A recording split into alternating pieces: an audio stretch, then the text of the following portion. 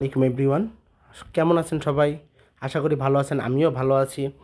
আজকে আমি আপনাদের প্রশ্নের উত্তর দিব। আপনারা অনেকেই প্রশ্ন করেন যে কিভাবে আমরা এই নওগাঁ, শেরপুর, দিনাজপুর, হিলি, ময়মনসিংহ, তারপরে টাঙ্গাইল ওইদিকে না যেয়ে কীভাবে চালানি। তো আমি আজকে চেষ্টা করব সবগুলা প্রশ্নের উত্তর সঠিকভাবে দেওয়ার জন্য, এবং আমরা কিভাবে টাকা পাঠাই, কিভাবে কি করি, চেষ্টা করব পুরোপুরি সব প্রশ্নের উত্তর আপনাদেরকে দেওয়ার জন্য। তো আমি অলরেডি বাড়ি থেকে বের হয়ে গেছি।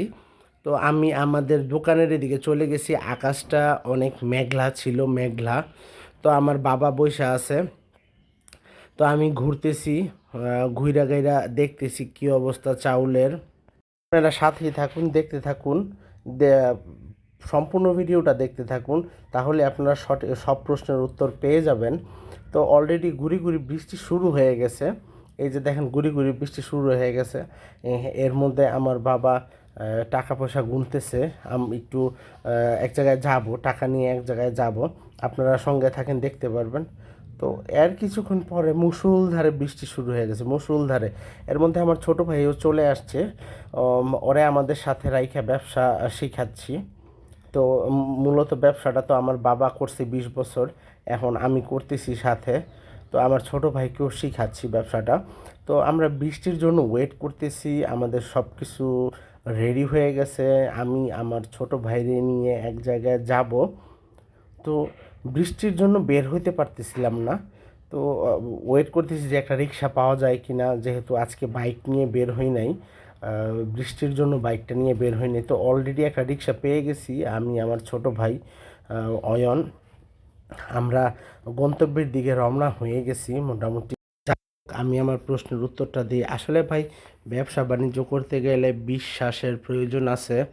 আগে যখন আমরা বিজনেস করতাম তখন এক গাড়ি চাল আনতে গেলে যেই টাকা লাগতো এখন তার ডাবল লাগে।